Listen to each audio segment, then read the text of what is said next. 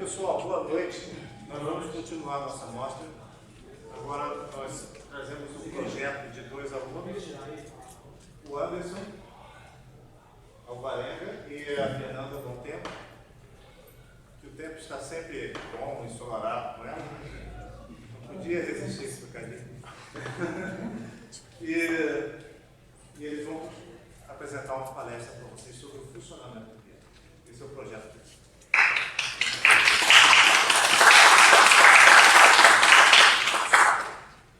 Boa noite, tudo bem? Vou utilizar o microfone porque a gente está fazendo uma gravação também. Muito bom ter a companhia de vocês hoje aqui na Camargo, né? A gente vai tratar de um assunto que às vezes para quem não é da área é completamente desconhecido, né? Para a gente que está um pouco mais acostumado, às vezes quem já toca piano já ouviu falar um pouquinho de alguns desses parâmetros que a gente pretende trazer hoje, né? A gente vai falar sobre o funcionamento do piano acústico, né? Um pouquinho sobre o piano vertical e um pouquinho sobre o piano de cauda. A gente colocou o piano vertical bem aqui na frente, a gente quer dar um pouquinho de destaque para ele, porque a gente acredita que é um pouco mais próximo da realidade dos alunos, né? Os alunos, quando tem piano em casa, normalmente é um piano vertical. É mais fácil também da gente demonstrar o funcionamento do mecanismo do piano vertical, porque o mecanismo do piano de cauda ele é um bloco inteiro, né? O teclado e o mecanismo eles saem do piano. Então, para a gente ver o mecanismo, tem que ser com um mecanismo totalmente fora do piano. Então, a gente não consegue tocar e demonstrar o funcionamento ao mesmo tempo. Mas a gente vai falar rapidinho também sobre o piano de cauda e um pouquinho sobre o piano acústico vertical, né?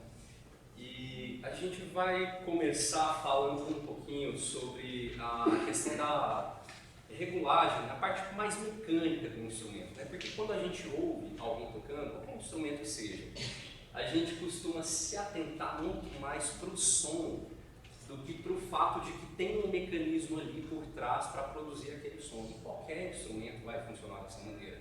Inclusive a voz, por exemplo, né? Que é um mecanismo que está dentro do corpo, que a gente precisa conhecer para poder trabalhar bem essa sonoridade. Então o objetivo hoje é trazer ao conhecimento um pouco mais do mecanismo do piano para entender como explorar, como que esse mecanismo interfere na performance musical. Som, tá? Então, no caso do piano acústico, ele é um pouco mais complexo, porque a gente também está acostumado a tocar em piano elétrico. Então, a gente não precisa de muito esforço, é só ligar e tocar.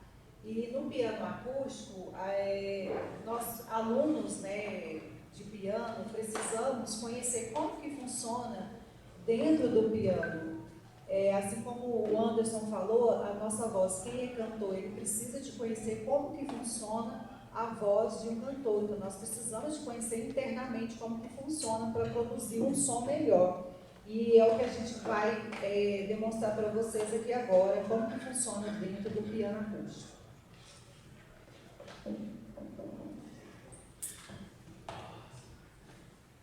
Se vocês quiserem chegar um pouquinho mais próximo, porque as peças do piano são todas muito pequenininhas, né?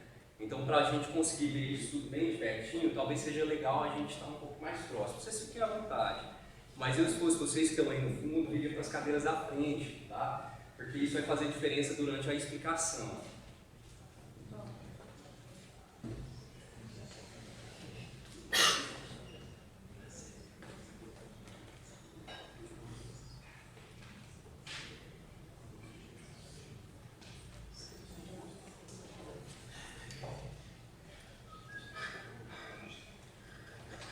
No caso, não sei aqui quem já experimentou tocar em piano acústico, o que nós temos em casa, às vezes, é o piano de armário.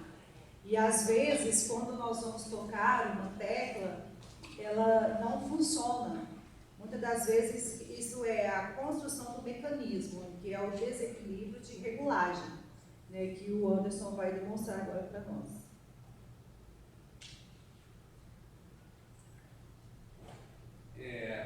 A construção de um piano, eu quero, antes de falar sobre o mecanismo, eu gostaria de trazer alguns detalhes importantes sobre a estrutura.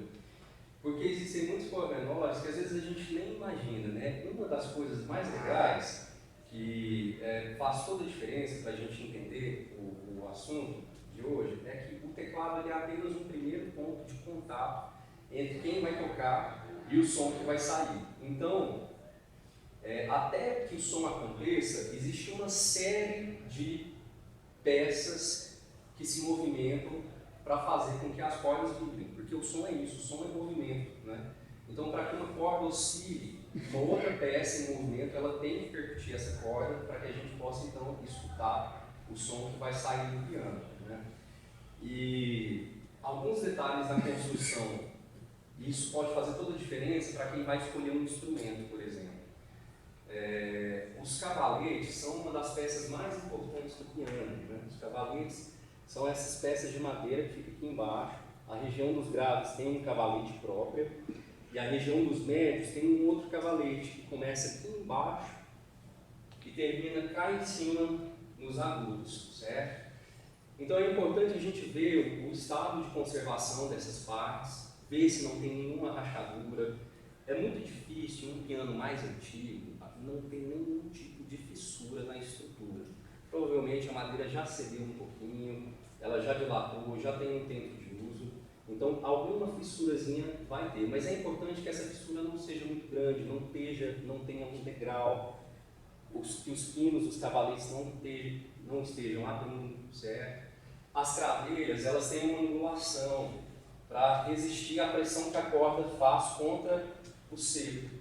Então a cravelha ela é levemente angulada para cima. As cravelhas são essas peças aqui, prateadinhas que vocês estão vendo, que seguram a tensão da corda.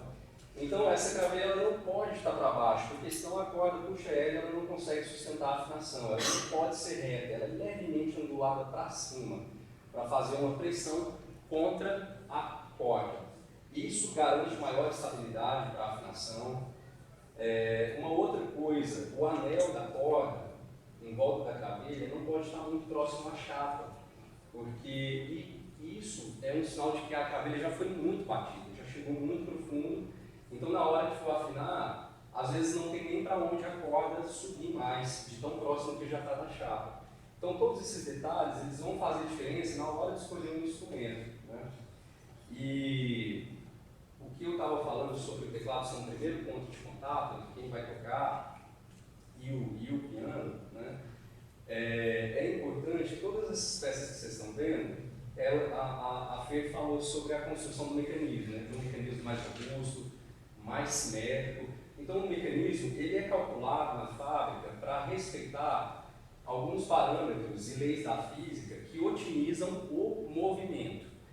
Então se tiver alguma folga desnecessária, algum atrito desnecessário entre as peças, isso vai interferir na qualidade da performance, porque o pianista vai ter que compensar, muitas vezes no movimento, no gesto, o pianista vai ter que compensar algum desequilíbrio dessa regulagem, porque pensa só, são 88 teclas, o piano é um instrumento que tem 88 teclas. Se cada uma tiver com peso, uma região estiver mais desequilibrada, na hora que você senta para tocar, isso faz diferença, né? Então muitas vezes a gente quer, beleza, o som do piano está legal, mas a última vez que foi regulado foi quando saiu de fábrica, há 50 anos atrás, né? Então tem isso. Fora que a gente nunca está tocando no nosso instrumento, né? A gente está sempre, o pianista está sempre tocando num instrumento que não é o instrumento dele, né? A gente acaba desenvolvendo uma habilidade, que é uma habilidade que eu particularmente acho até boa, que é a capacidade de sentar num instrumento e não, identifiquei que tem algumas regiões aqui que a passagem ou a repetição é mais pesada, mais difícil de fazer. Então isso desenvolve uma certa sensibilidade que também tem seu aspecto positivo. Mas na hora de fazer uma performance no palco, num recital, por exemplo, transmite mais segurança para quem vai tocar se esse mecanismo está realmente equilibrado, com o peso bem distribuído, se não tem problemas de repetição, nota agarrando, atrito excessivo, né? Enfim. A nossa colega Fernanda, ela preparou um trecho de uma peça que ela vai tocar para a gente a introdução de uma obra de Mendelssohn. E a gente vai fazer tipo antes e depois. A gente vai mexer um pouquinho no parâmetro de regulagem do piano, só para vocês verem como isso interfere na questão da execução pianística. Uma outra coisa, a gente, na hora de escolher também o piano para fazer a demonstração, a gente levou em conta de que esse piano, vocês vão perceber que ele está na hora de fazer uma nova afinação, ele está precisando de uma nova manutenção, né? E, inclusive, eu faço a manutenção dos pianos aqui no departamento e eu vou fazer isso ainda esse mês, né? Então, eu escolhi esse piano porque ele já está precisando de uma nova afinação, de uma nova manutenção. Então, a gente vai mexer um pouquinho nos parâmetros de regulagem dele para depois eu colocar tudo de novo no padrão, né? Ele já está muito próximo do padrão. A Fer vai fazer uma demonstração tocando a peça que ela estudou durante esse semestre, só a introdução, né, e depois a gente vai fazer uma alteração do parâmetro de regulagem para ver se isso faz diferença e como isso afeta a performance da Fernanda.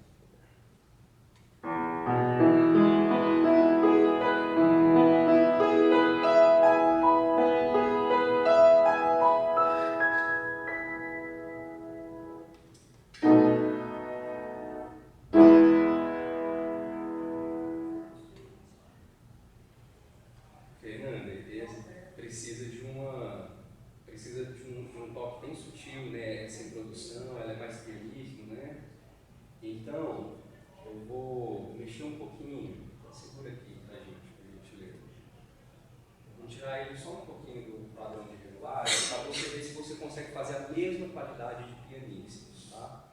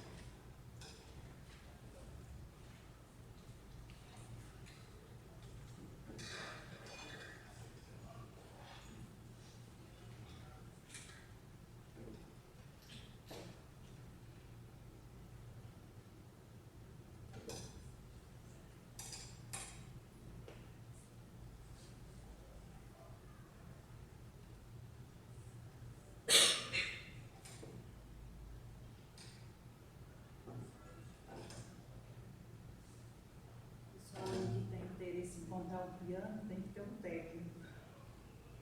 São muitos detalhes. Muitos detalhes e o exemplo que nós chegamos à conclusão é igual comprar um carro, né? A gente precisa de levar um mecânico junto. E para comprar um piano a gente precisa de um técnico para olhar os detalhes. Depois, passa o telefone de vocês. Do Anderson, né? O técnico. Esse motor está fugindo.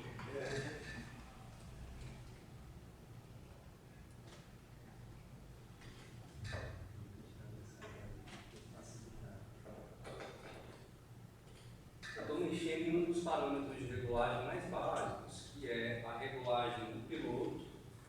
O piloto é o primeiro ponto de contato entre o teclado e o mecanismo. É uma pecinha de metal que vai no oposto extremo da tecla. Então aqui é onde a gente toca, no oposto extremo a gente tem um piloto, que nada mais é do que um parafuso de regular, que regula a altura e que faz o ponto de contato entre o teclado e a máquina do piano. Então, a gente abaixando o piloto, a gente já começa a perder um pouco a sensação de contato com o mecanismo. A gente fica com a sensação de que a tecla está um pouco solta.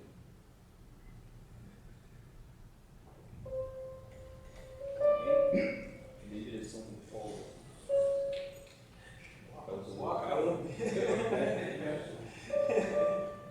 Posso fazer um comentário rápido? Posso. É curioso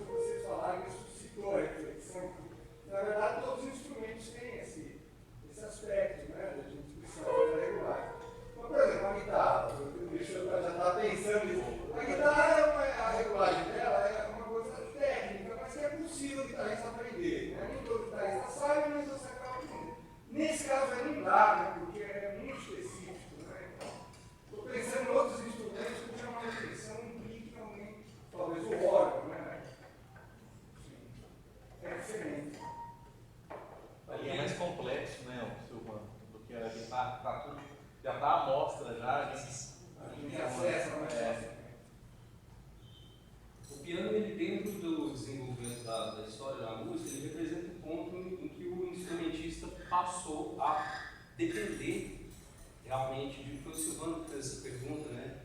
Em que o instrumentista passou a depender de um técnico, né? Porque até no período do escravo, os escravistas mesmo afinavam seus instrumentos.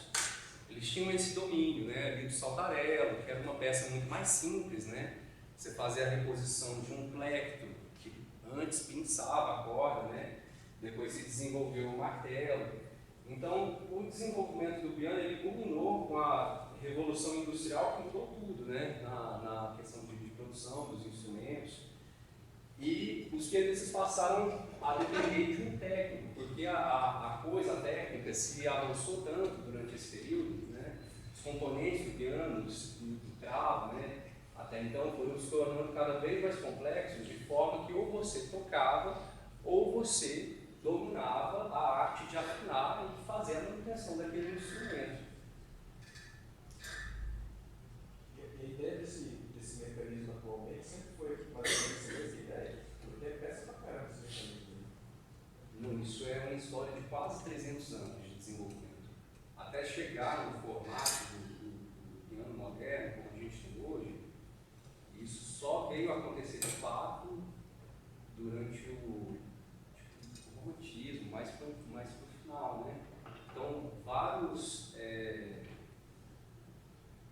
construtores de pianos foram somando, né, seus conhecimentos, aprimorando. Diversos compositores contribuíram também para o desenvolvimento do instrumento. Se eu não me engano, o pedal, por exemplo, acho que foi uma sugestão de Beethoven. Não lembro quem que construiu os pianos do Beethoven, mas rolava essa troca, né? O compositor precisava de mais notas, aí as pessoas o que faziam? Construíam pianos com mais notas, mais tensão, o piano implodia, porque não sustentava toda a tensão. Então, até a gente chegar ao desenvolvimento dessa chapa, foram tentativas e erros, até a gente realmente conseguir fazer essa estrutura aqui. Ela não surgiu da noite para o dia, né? Foram uma série de testes e contribuição de muitas pessoas para a gente ter o piano moderno como é hoje.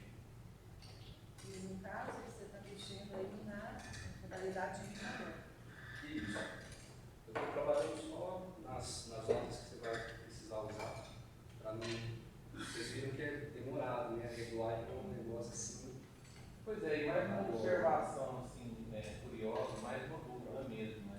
Claro que Como o Silvano falou, na guitarra, qualquer mexida que você dá, seja na ponte, seja na sarraxa, ou até nas traves, você influencia na afinação. Aí eu só vejo você mexendo e não tem nenhum tipo de interferência na afinação, não? não, isso que eu estou fazendo, eu estou trabalhando uma parte isolada do piano. Tanto o teclado quanto o mecanismo são blocos que, se você tirar, ele não vai interferir em absolutamente nada da estrutura do piano. Você pode tirar o mecanismo, voltar quantas vezes precisar. Na regulagem, às vezes, a gente tem que fazer esse movimento mesmo. Tira tecla, põe tecla. A estrutura, a afinação depende basicamente dessa estrutura rígida do piano, que é a parte de trás, né, onde está a chapa, o seco, as cordas. Né? Isso daqui, se eu começar a encostar coisa nas cordas, se eu encostar as chaves nas cravelhas, né, a chave de afinar, aí sim isso pode alterar o som do instrumento, mas somente isso daqui não. Eu imagino que no exemplo que você deu, no caso da guitarra, né, a corda, ela já está, a regulagem seria algum cavalete, né, que é por lá. Está muito interligado. Está tudo muito interligado, isso. O sistema é completamente diferente. No piano não. E aí é separado. Isso aqui é uma parte separada, essa é outra, certo? Então não interfere. Eu mexi um pouquinho nos parâmetros aqui. Se você puder novamente fazer a demonstração para a gente. Deixa eu dar a volta.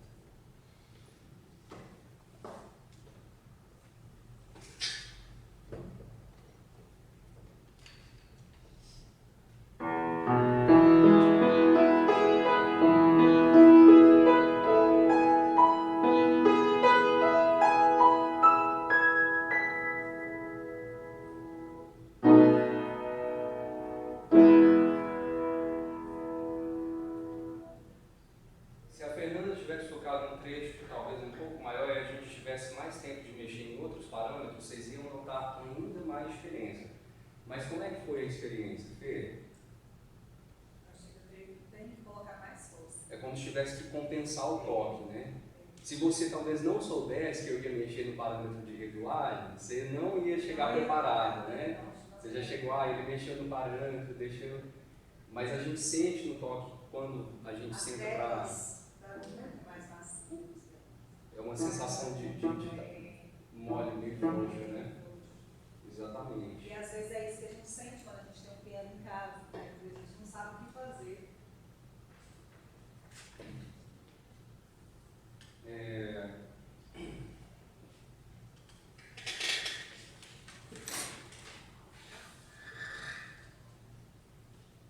Então, é isso. Um mecanismo com a regulagem uniforme, ele reduz o desperdício de energia tanto do mecanismo quanto o desperdício de energia de quem está tocando, que vai ter que compensar, muitas vezes, o desequilíbrio de alguma nota, de alguma região, no toque, né? Muitos de vocês já devem ter tocado em algum piano que tinha uma região mais pesada, que tinha um problema de repetição, e aí chega na hora da prova, nossa, eu tenho que lembrar que aquela nota tem que ter um pouquinho mais de peso. Né? Isso acontece muito e são problemas técnicos, né? de regulagem. Se eu tiver só mais um minutinho, professor, é porque eu trouxe um dispositivo, eu peguei lá no laboratório de piano, e ele resume isso que a gente tentou ilustrar para vocês aqui, né? Só que de uma forma bem didática, bem isolada. Então, olha só que legal. Uma das curiosidades na construção do piano, vocês vão ver que a tecla ela é levemente inclinada para o fundo. Olha, ela não é exatamente reta. A gente, quando olha aqui, vê que parece que o teclado na parte de trás ele vai afundando para dentro do piano, né? Que é o que a gente estava falando sobre o mecanismo respeitar as leis da física que favoreçam o movimento das peças. E vocês vão ver que o mecanismo ele nada mais é do que um sistema de transmissão de forças através de alavancas. Olha só, o teclado é a primeira alavanca, é o primeiro ponto de contato que a gente tem com o mecanismo, né? Que seria essa parte aqui, do teclado, é o primeiro ponto de contato que a gente tem. A regulagem que eu mexi aqui, os parâmetros de regulagem que eu mexi foram o piloto, que é esse primeiro ponto de contato entre a tecla e o mecanismo, e a regulagem do escape, que é o que determina o ponto em que o martelo vai escapar da corda. Então, quando a gente está tocando, se a gente tocar sem intenção de fazer som nenhum, a gente vê que tem um momento em que o martelo escapa, olha só. Ele vai, chega próximo à corda, e aí o que acontece? Essa outra alavanca aqui, ó, que é a alavanca responsável por empurrar o martelo,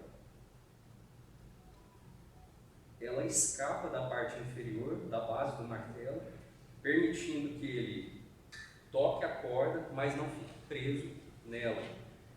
E, junto com esse movimento, está acontecendo um outro movimento de uma peça aqui na frente, que é o abafador, responsável por cessar o som dessa corda. Então, ao passo que o martelo está produzindo som e escapando para não ficar preso, o abafador está liberando a corda para que ela vibre e ressoe. O que complica é que isso aqui dentro do piano acontece 88 vezes, então são 88 martelos, 88 bastões, 88 linguetas, 88 pilotos para você regular, 88 escapes aqui no graduador para regulagem do escape, 88 abafadores. É curioso, não são 88, porque quando a gente chega nas últimas oitavas, a gente tem poucos harmônicos que façam com que o som desapareça em segundos, diferente da região dos graves, médios, que o som duraria por muito tempo, certo? Então, as últimas oitavas do piano, a gente já não tem abafadores, porque o som desaparece e mistura, enriquecendo o timbre do instrumento. Por isso que não são 88 abafadores, normalmente em torno de 67, 68. E esse ponto de escape, na prática mesmo, acontece em notas repetidas. É quando a gente vai tocar uma obra e tem uma nota repetida, né? para fazer final. Isso acontece muito na prática, nessas repetições de notas. Saber identificar esse ponto do escape muda muito a performance quando você vai tocar. Porque você saber consegue, controlar, né? você consegue encontrar exatamente o ponto ideal de repetição do martelo, sem que a lingueta escape dele. A lingueta fica sempre ali embaixo. É como se tivesse uma bola dentro de uma água. Você está empurrando essa bola, mas ela quer voltar. Isso. Então, a gente tem que ter Como se a esse pérola fosse a controle. bola. Você está empurrando ela dentro da água e a água está empurrando a bola para cima. É essa sensação que a gente busca para encontrar o ponto do escape.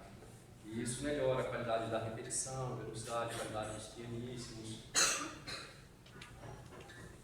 Bom, a gente espera ter podido contribuir, mesmo que seja um pouquinho só aí, com o conhecimento que vocês tinham sobre o piano, né? Espero que vocês possam ter aproveitado. 20 minutos é muito pouco para falar desse universo inteiro e complexo, que é essa máquina doida que a gente toca, né? Tem que ser 4 anos ou mais.